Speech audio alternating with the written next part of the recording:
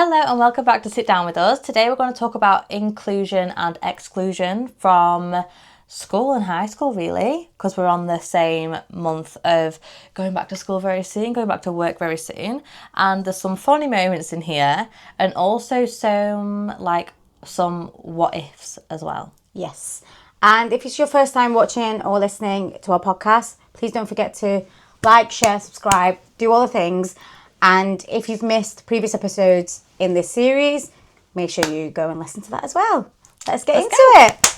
So I think when you're a child specifically, you just want to be included in everything. Yeah. And so for me, I always felt included on the trips because there was nothing stopping me from going. Yeah. So, and the only thing that would stop me from going was like if my hair would get in the way or if my hair would be a bother. Like there was a few times where if it was a Robin Hood trip, there'd be like some orienteering activities or swimming activities and I'd be like, my wig, I'm not a fan of that, and would somehow get out of it. But this main one that I went on a trip to Paris in, I think I was in like year 8. Yeah. And quite a lot of people could go. And when I went, I was definitely, I don't think I was wearing my wig at this point, or I just started wearing my wig. It was one of the two. I can't remember exactly, but it was either just before my wig or just after wearing my wig. But I didn't have my wig on this trip. And I remember thinking like, how's the sleeping arrangements going to be like especially on the ferry, because I was bunking with other people. Yeah. And then in the like room that we stayed in, I was obviously just with, I think it was like 3 of us or something, I can't entirely remember, but with people that I was comfortable with. But on the ferry specifically, I remember like I made sure I had a hoodie with a hood, and like I'd make sure I had loads of headbands ready and loads of bobbles and clips, and like I was nervous to go on it because I didn't have like my mum for the 3 days to help me do my hair. Yeah, because like it's ages away from home. Yeah, and it wasn't that like I needed my mum. Like it wasn't that sense. It was just the fact that it had been me and her the whole way so far throughout your journey. Throughout my journey to cover my bald patches, which is what I wanted to do. So yeah, I felt still included, and especially with the friends I had, I felt included. But the one thing that definitely felt me excluded, and still to this day really, is like any hair conversations, like everyone going to Disneyland and getting like the braids like and stuff. The braids or like the Disney bobbles, and I was like, can't really do that. No. Especially on the roller coasters, like on certain ones your hair would go up. I'd always make sure like I had a hood or something, like I was excluded naturally from fun because I was worrying about other things, if that makes any sense. Yeah, that makes perfect sense, actually. Yeah. It's like my mind was elsewhere as a child.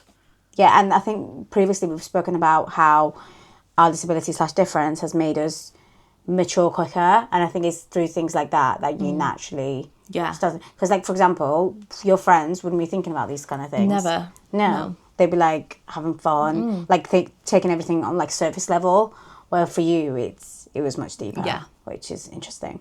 Literally. For me, it was the complete opposite in the sense that I never actually made it on those trips. Yeah.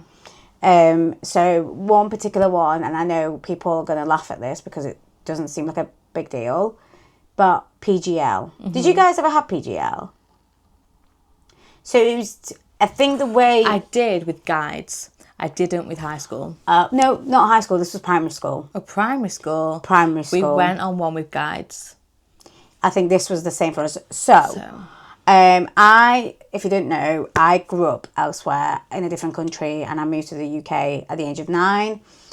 But in the process of like starting school, I ended up starting school in year 5, which was the year, coincidentally, that you go to PGL. I think you go at like at the end of the year, sometime within year 5, you go to PGL.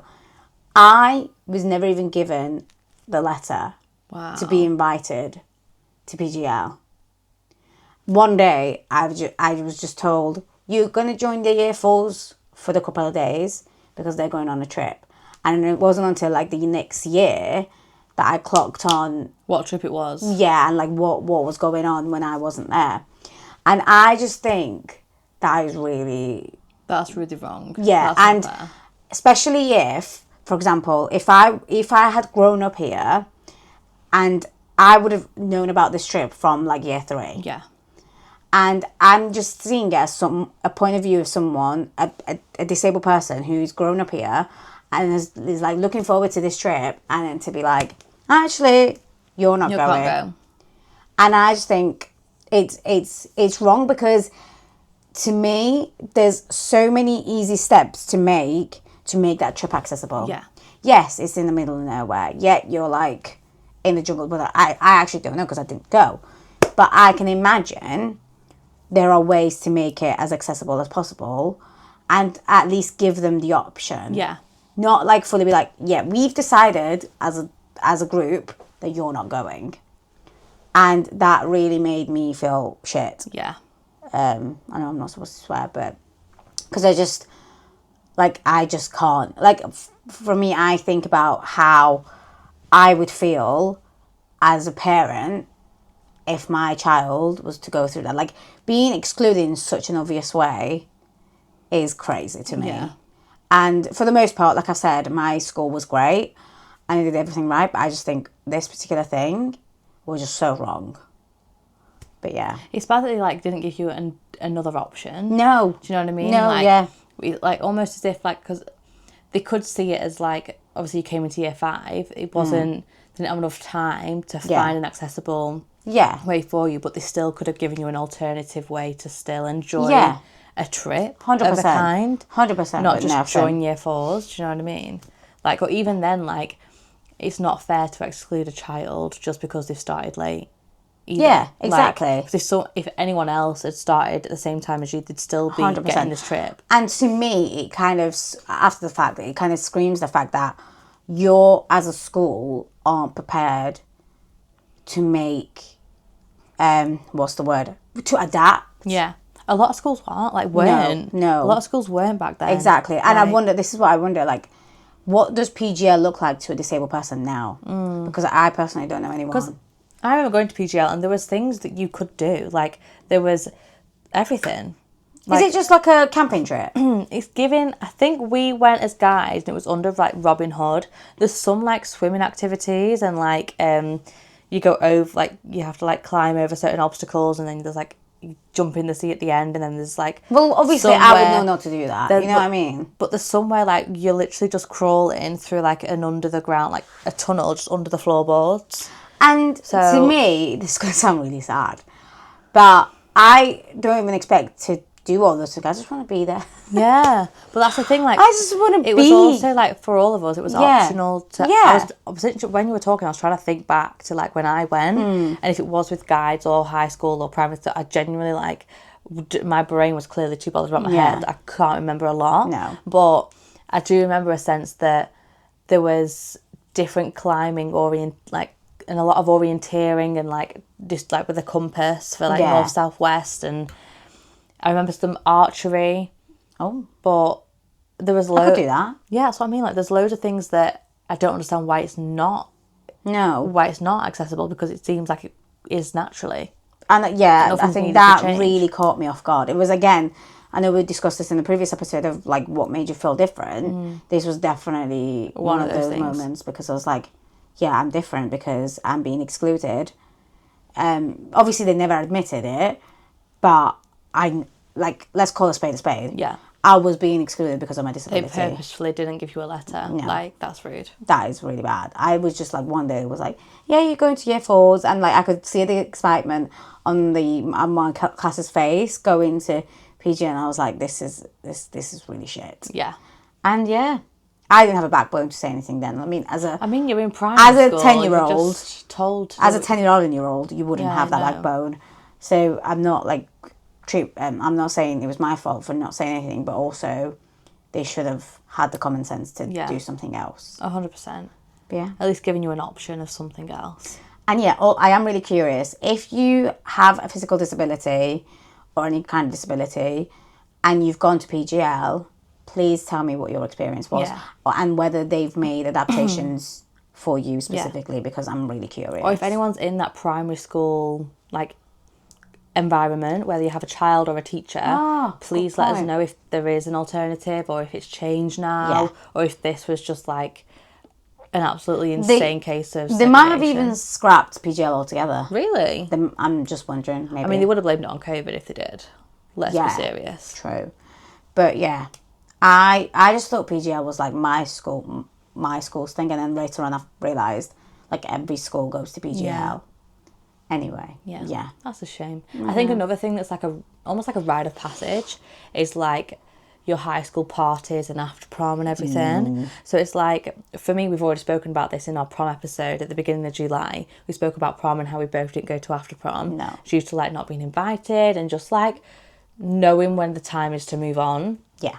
So it's like, it's not that I'm bitter that I didn't go, but I knew I would have been worrying about other things and not enjoyed it fully. Like, it's like you said, it is a rite of passage. So you'd want to be able to go. Yeah. But we just didn't because we were at a different headspace. Yeah, and I think when I were invited to parties, it more happened like, I guess like from college.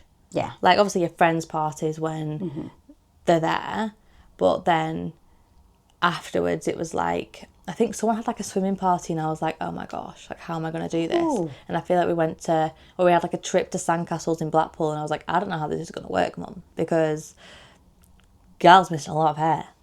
Like, I don't know how I feel about this. Yeah. And I don't know if I went or not, but that was one where I was like, I don't know how to navigate that. No, there was a lot of moments like that for me, for example. Yeah, but I think the one thing for me, I had my own party when I was 12. So I was turning 12 years old, wasn't wearing wigs at this point, and for some reason I decided to have like a pamper, like girly hair salon party. Yeah. So I think it was my like cry for help of like, I want hair, like I want to be like everybody else when I get my hair Not done. in denial, but also a little bit. Definitely in denial, Yeah. massively. But to be fair, at this point my hair was coverable enough. Yeah.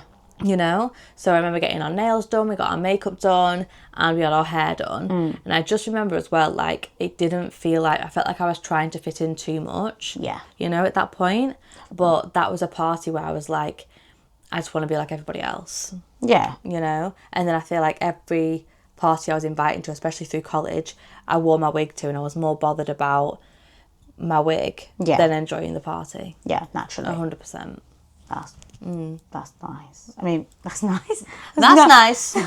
That's not nice. That's not a nice feeling to like feel, I think. But I think through all of it, I had like a small group of friends. Like there was 4 of us. I think we called each other like the 4 Musketeers or something. I can't really remember. But literally 4 of us. And like basically we happened to be like 2 best friends, and then we like joined. So there was 4 of us. But every time one of us had a birthday, one person would literally make a cake. Yeah. The other one would like buy the present, and the other one would like bring decorations, and we'd like at school. So we'd literally like carry a cake around school, cute. and then we'd split it, and that would be our lunch. But like that group really were my backbone through school, you know? So I had like parties and sleepovers and vibes with them. But like anything external, it's just No. That's even like when people had like 16-year-old parties and they like had a drink or whatever, like house parties. No. It was never a thing until I was in college. I think for me, sleepovers were just logistical nightmare for me personally, because like obviously like you don't know the layout of the house. And like for me, this is going to sound really silly, but I didn't even know whether they would be okay with a wheelchair in the house. Because it's like, it's dirty, like it's been on the roads, do you know what I mean? Aww. So I was but like... that's just like everyone's shoes. Yeah, but like some people don't like shoes in the house. You know? And like whether they had an upstairs, whether it was downstairs situation. So not that I got invited to sleepovers a lot, but on the couple of times that I always kind of use my disability, I was going to say as an excuse, but as a legit reason. Yeah. Not to go. Or I would say, sorry, my parents are strict. Not going. Which, to be honest, I'm not, it's like kind of that after prom kind of thing. Like I'm not Sarah missed it. Yeah. I mean, do I want to have had that kind of rite of passage moment? Sure. But at the same time, I'm like, looking at the big picture, it was not that deep. No. But when you're in it, when you're in that, like, for example, if you're like 12, 13 watching this, you're like, oh my God, sleepovers are amazing. Like, what are you talking about? And I get that. But being 27 now, I'm like, sleepovers weren't that deep. Sleeping in your own bed is underrated. Because also it's like, you don't sleep at sleepovers. No. When you're younger as well, you don't sleep Yeah. at sleepovers. Like, we were just talking like, you're going to have a movie night and mine at one point through Yes. summer. And we were literally saying, we'll be in bed by 10. 10. Like, 10 is we'll the be cut-off asleep point. by 10. Definitely. And I was like, we'll get the face masks. Yeah. We'll watch a good film and then order some pizza. And I'll be like, I'll be asleep. Like, I'll be gone. By 10, we're out. By 10, I'm tapping out. Baby eyes. Done. But in a sleepover at that age, it's not. That's Yeah. not a thing.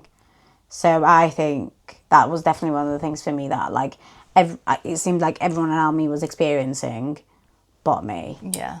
And going back to kind of our school life and all of that jazz, I think one big thing looking back that I noticed is that I would go as far as to say 99, if not 100% of our extracurricular activities weren't accessible. Yeah. And I'm horrified by that, because again, at that time, I think growing up, I just always felt like I'm even lucky to be here. So, like, to me, the extracurricular activities were like, yeah, whatever. But now I'm like, that is not right. Yeah, no. Like, we had dance, and you are wrong if you think you can't make dance inclusive. You can. So, we As a had dancer, dance. you can. There you go, case in point. We have one here. You can. There was dance, there was football. Obviously, football, I'm not blind.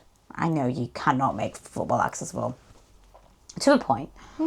And there was like loads of different sports, none of which were made to be accessible for me to join. And it was just kind of like a given that I wasn't in them. And there was no effort made To make you feel included, yeah. include me within that, which I just think, again, extracurricular activities aren't really necessary for school and all that jazz. But alongside that, PE lessons, I genuinely don't think, I feel like PE for me, for the most part, was just a free lesson. And looking back, it also makes me sad, because I'm like, if I was a PE teacher, or if I was a PE teacher, there would have been so many different ways I could have made someone who's got a physical disability feel included. Yeah. That didn't necessarily have to be doing that exact same thing. Don't get me wrong, they did the best they could, but for example, with most classes, like for example with trampolining, I was just stood there with a teacher looking at the trampoline, there's people going up and down. There could have been other things I could be doing. Yeah. And they just didn't make that adjustment, I guess. And that to me is just, it's just a cop out on their behalf, because I'm like, why was no effort made? It's like lazy. Yeah. It's just to say like, oh, you just spectate. Yeah. And I like, that was basically a given, and I was like, you have to accept that. Yeah. And like, it annoys me, because especially now I'm very active, I'm very into the gym and things like that, but I think it basically sends the message to someone growing up with a disability that the active space, a sport, isn't for you. Yeah. Which just is horrible. I mean, look at Paralympics. Sport is for everyone. Literally. Like, we had Amy on here. Yeah. Just literally prove that, like, Sport is is for for everyone. So it's a shame that schools back then, don't know what it is now, obviously we're not in school now. Yeah. But it's a shame that they didn't mimic that. No. You know, because Paralympics were back then. Definitely, like, I obviously. remember London 2012. Yeah. It was a thing. So Yeah. it is a shame that you had that experience. That wasn't fair. And I know previously when we talked about workplaces and like regulations and rules and all, oh my God, rules and all that we've said, someone who has experience within the disabled community or like a difference community and all that jazz should be involved. I equally think someone with those attributes should be involved within the educational system, and I just don't think there is, unless obviously it's a specialist school, which again I think you should make that adjustment for every school, 100%. not just a SEND school. Because for example, for me, I wouldn't make every criteria for a SEND school. Yeah. Because there's certain things that they look for that I don't have. So therefore, I went to a normal school. Mainstream school. Oh my God, don't put that out there. You went to a mainstream school.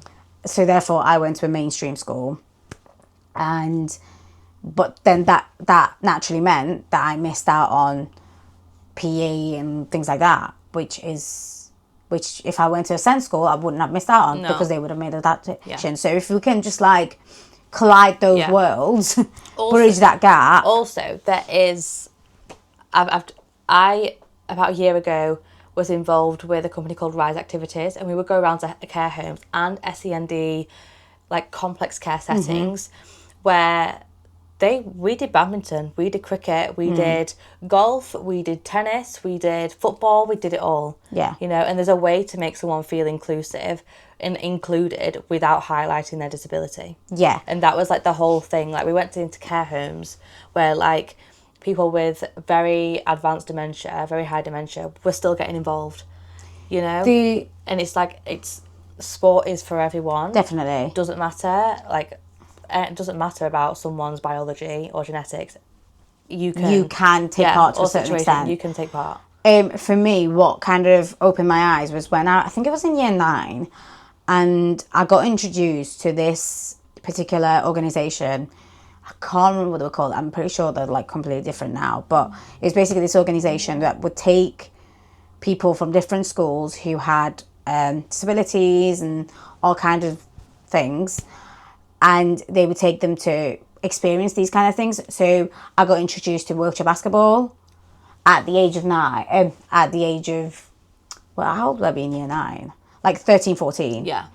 And that then led me to play wheelchair basketball until like yesterday. Like I used to play wheelchair basketball for years after that. And it just goes to show, if you make something accessible and adjust, it can really make a change. Yeah, because like if they're not taking me there, I would have not known about wheelchair basketball. No. I wouldn't have not known who to contact to get involved and all that jazz. And I think places like that are obviously important, but we need to make actual schools, PE and extracurricular activities and all that jazz accessible. 100%. Yeah, and I think it helps as well, like if you relate to someone, like if there's a teacher in your school that you could relate to. So for me, I didn't know this, but there was a teacher in my school that had alopecia as well. And I didn't know this until it was a sports day. And even when I wore my wigs, I still took them off for PE and dance. Because I was like, it's more, in my head, I'd convinced myself it's more embarrassing if it falls off rather than if I just wear my headband and change out of it and no one sees it fall off. Like that was my like coping thought process, going through.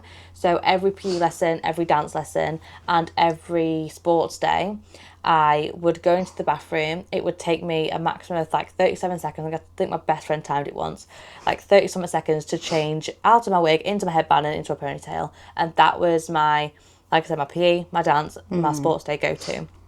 And so it made me enjoy those lessons much more. And so I could do everything to my full extent. I could not feel tense. But when it got to a sports day, obviously then the whole school then saw me without the wig. But I was at that point where I was like, I've got a good group around me. I've got a good backbone around me. Let's just go do it. And I remember, I think it was like year 9 as well, or year 10. But we'd done sports day. And it was like the next few days after, we went back to our normal classes. I was wearing my wig again. And one of my teachers said, "Oh, Faye, can you stay behind, please?" And the person that normally stays behind has like been naughty in the class. So everyone was like, "Oh, what's she done?" And I was like, "Oh my God, what have I done?" I was like, "What the heck?" And she basically said that she was really proud of me and she was very inspired by me. Because she saw my patches while we were, I think I was like doing discus. Yeah, it would have been year 9 because you could only do discus in year 9 for some reason. And she said that she has alopecia as well. And like I think she showed me her patches that she had like 2 or 3 very small patches.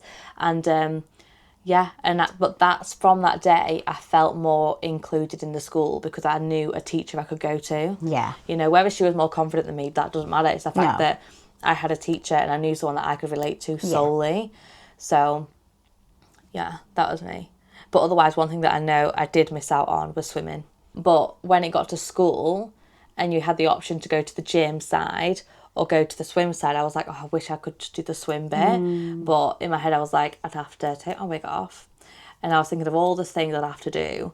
And I was like, I can't be bothered. It's just not worth like, it. It's not worth the hassle. So I did the gym side of it. Just thinking at the top of my head, you know how like in schools you learn about not doing drugs, safe sex and all that jazz, which are all great things. Yeah. But I think there should be a dedicated term or dedicated, what's the word? Like month? Term Module. Time. Module. Dedicated module in whatever lesson. Curriculum. To learn about different disabilities and differences. Yes. I think that's really important because I think what we've highlighted throughout our podcast is so far is that if you have an experience with a different disability, whether that's you or someone you know, then you're very clued on. But I don't think, like, why should it be that way? Why shouldn't everyone be clued on? And I think the way to make everyone clued on, obviously, there's only certain things you can do, but is start from schools.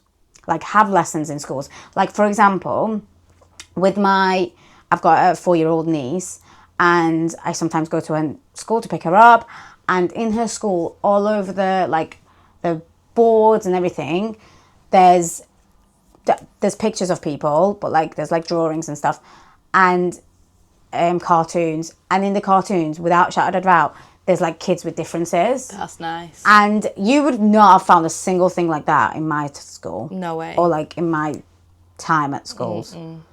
Like, you would not see that. No. And it was also really cute because I was just at their school play, and one of the children at her school is someone who has special needs, who's in a wheelchair, and the way that they included him was really sweet. Whereas I feel like if that was me, my school, they would have been like, you just sit on the side, we're just going to do the play without you. And I just think so that's kind of goes to show that maybe we have come a long way. Yeah. But also having a specialist module at schools to be like, disabled people are amongst us. We are here. We are here. Then maybe even get a disabled person to come and do a talk. Yeah. I volunteer as tribute. I'm joking. But like, I'm just saying, like, even with a difference, with anything, just to like have that exposure to the real world. Massively. Because we're not just behind closed doors. No. We are out in the wild. In the wild. In the wild. In the scary world. We are out in the world. And I think that's where it starts. Yeah. Massively. And because then they can take that conversation home and maybe educate their parents. Yeah. And vice 100%. Versa. I think as well, to move this on, I feel like social media has helped with this, and the media in general, because there has been more awareness, a lot more recently. 100%. In the past few years, definitely. And I hope it doesn't go back to being a tick box. And I hope the drive to make things more inclusive and adaptive is like not just a trend, it like keeps going as a lifestyle. But one thing we were curious about is what was social media back then versus now. Yes. And in my opinion, I feel like if we had social media what it is now, back then, there's a few positives and a few negatives. So a positive for me is that I'd actually have people I could see online that look like me, that dress like me, that have problems like me, that I could relate to and like ask questions on and look up to. Yeah.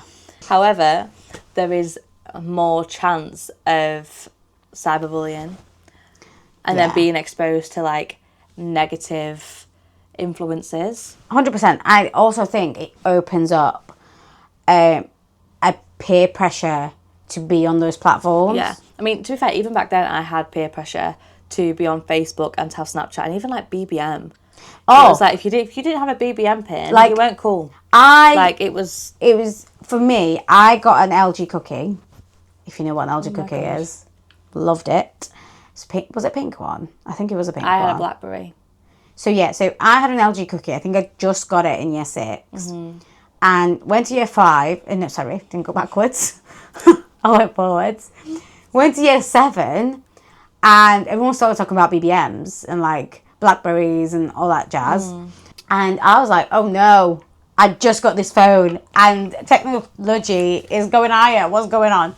And I think I had that phone for a year. And then I went and got a Blackberry because I was like, I need to be in the know. What is pinging? What's BBM? Yeah. What's a BBM pin?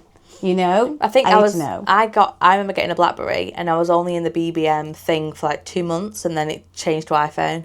I was like really late with it. Oh no. Yeah. I had my BBM. I think I had my BBM until about year 11. Wow. BBM, no, BlackBerry. BlackBerry. BBM is the app.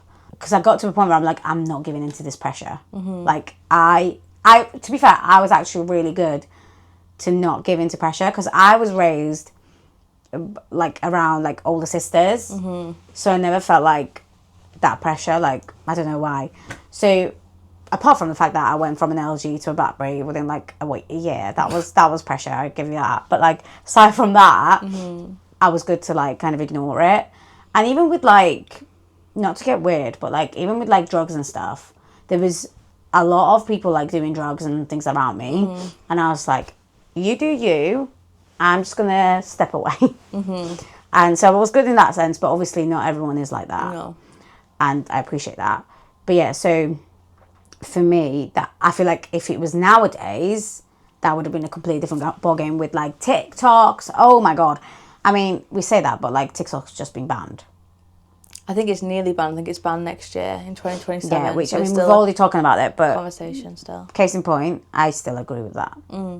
It's a shame because it is bittersweet. 'Cause there's a beautiful side to social media, but also when it's not parented and it's not like filtered, it's so damaging. Yeah, because like you said, it would be nice to like see people like yourself, like myself, on those platforms, but if you're not using it for that purpose, then it can be really harmful. And it's like as much as people can connect online, if they do feel different and don't gel with their school, they can connect online through chat rooms to different schools and people that do feel alone also. But at the same time, there's like an added form of bullying that comes with social media. Yeah, so it's a big kind of like worms. From then versus now. I'm glad I had social media when I did back then. Yeah. And it wasn't as pressurised as it is now. Social media back then was just Facebook. I was pressured to get on Facebook. Oh my gosh, yeah. I loved Facebook. I couldn't wait to be 13 because I was so pressured to be on Facebook. And on my 13th birthday, my cousin helped me get on it because I had so many people be like, get on Facebook, get on Facebook. And I was like, why? And like even to this day, I don't really use it. I don't use it anymore. But no, Facebook, I remember getting on Facebook and being like, oh my God, this is the best time of my life. And then now I'm like, Facebook? What is that? Yeah, I think I had Instagram before I had Facebook, to be quite honest. Did you? Yeah. No, I didn't have Instagram. I think I was like 15. I can't remember. 15, 16. I have like a very old account and I can't get onto it. Instagram? Yeah. Oh. It's got like my old email on and I'm like, I actually can't get back on it now. What's on it? Like pictures? My profile photo is me in my 12-year-old wig. That's how long ago it was. Yeah. Oh, I really wish you could get on that. I don't. God knows what else. That would be fun to. Yeah. I think I just posted stuff of my rabbit and like my cat but I don't know. I think I just posted quotes and my knee down shoes and. That's my Facebook. Really yeah. Like random Tumblr quotes. Oh my God, who remembers Tumblr? I would have loved to be a Tumblr kid back then. This has turned to like a nostalgia. I know. Episode. I like it. What was your favourite social media? Let us know. To end it on a funny, positive note, I'm going to talk about a time where I felt very excluded. And it's funny, so don't worry. You can I love how you went, on a funny note, but I got excluded. I got excluded. Anyway, we're on a trip to London in primary school, right? Your storytelling is a 10 out of 10. So, we went to watch The Lion King, went to Tate Modern. I think we went on the London I love Tate. Tate, yeah. Modern. Like Tate McRae as well. I don't know where that... We're not digressing. We're almost there. We're not digressing. We're about to finish. Right. Basically, in this hostel or lodge that we stayed in, whatever the heck it was, wasn't a lodge, it was a hotel. Basically, I'm on the top bunk, okay, near a window. So It means something. But halfway through the night, it was like the second night we were there, right? And as I'm asleep, no knowledge to me, there was a fire alarm. Oh no. Right? Said fire alarm went off for about 15-20 minutes. Faith Hiles did not hear said fire alarm. Stayed in bed. Did no one wake you? No one woke me up. No teacher came to get me. No friend woke me up. I could have died. There was no fire, but I could have died. Wait, I'm so confused. This is the point of the story you need to tell me proper, not the words before. I've told it very fine. I've told it. I've told it. So everyone else was downstairs? Yeah, they're outside. You weren't? No. I found this out in the morning. What happened in the morning? Talk us through it. I woke up like Sleeping Beauty. I had the best night's sleep of my life. And I clearly had a very deep sleep because there was nothing waking me. Right? Did you have like a next person slap? Someone slept under me, like on the like